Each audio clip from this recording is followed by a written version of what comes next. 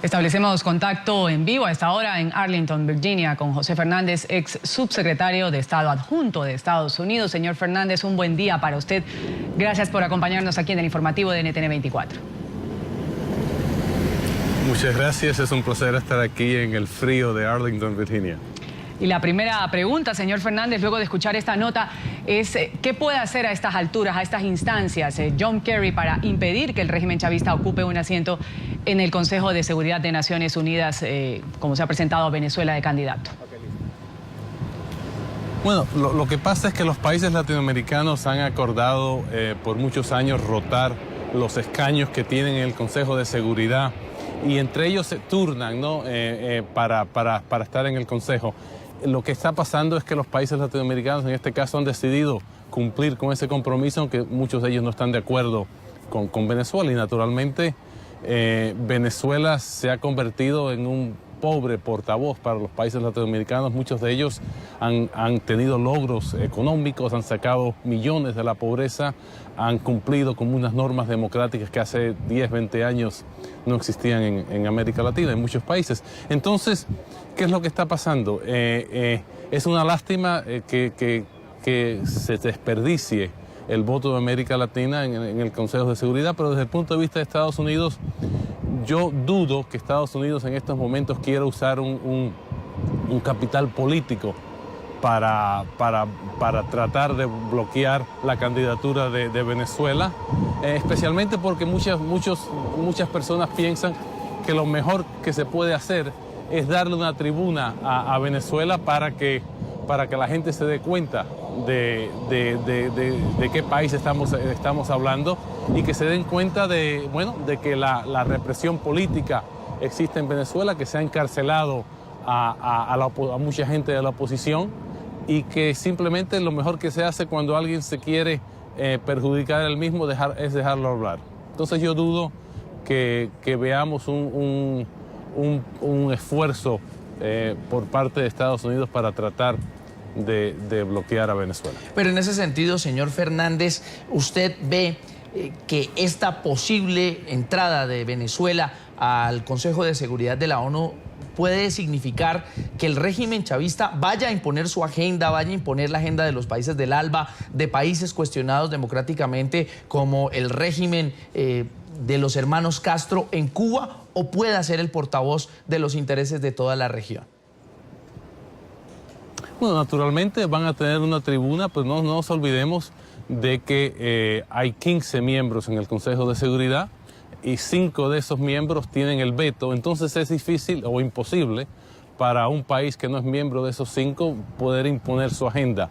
Naturalmente tienen una tribuna y pueden hablar, pero hay muchas personas en Estados Unidos que piensan que lo mejor que se hace para poder argumentar en contra de una posición es tener esa conversación, de poder hablar y que otros países de América Latina también puedan oponerse a la agenda venezolana. Entonces, la respuesta es que no van a poder imponer su agenda, van a tener una tribuna, pero al fin y al cabo es uno de 15 y no tienen veto. Ahora, ante esta situación que vive Venezuela, no es desconocida por nadie, por el mundo entero se registran violación a los derechos humanos. ¿Cree usted que, por ejemplo, los venezolanos valorarían más que su gobierno intentara solucionar la crisis interna que vive el país desde ya hace algunos meses, antes de buscar un puesto o un escaño en sitios donde de alguna u otra forma no se recibe un beneficio directo, como es Naciones Unidas? Sí, pero no hay país en el mundo que va a rechazar la oportunidad de estar en el Consejo de Seguridad, aunque no tengan una agenda que puedan imponer, es algo que le da mucha visibilidad a un gobierno, entonces es difícil que lo rechacen. Y de nuevo, esto es parte de un acuerdo que tienen los países latinoamericanos entre ellos y simplemente están tomando esa posición. Ahora, señor Fernández, el equilibrio que va a comenzar a tener el Consejo de Seguridad, la presencia de Venezuela lo podrá alterar en momentos en que este organismo está discutiendo temas tan sensibles como la ofensiva internacional contra el autodenominado Estado Islámico y la crisis en Ucrania, además de alguna manera impulsada por la presencia rusa allí en el este de este territorio? Sí, va a ser muy interesante ver qué posición toma el gobierno del presidente Maduro en muchos de estos temas que vemos a nivel internacional. No nos olvidemos que el gobierno venezolano, ya sea el presidente Chávez y ahora el presidente Maduro, en su día han apoyado a personajes tales como Gaddafi, a Mugabe en Zimbabue, a Gaddafi en Libia, a Bashar en Siria, han hablado favorablemente de Rusia en cuanto al tema de Ucrania. Entonces, esto lo han podido hacer un poco sin la atención del mundo sobre su posición, pero ahora que van a tener más visibilidad, va a ser muy interesante a ver qué posición toman y cómo lo justifican.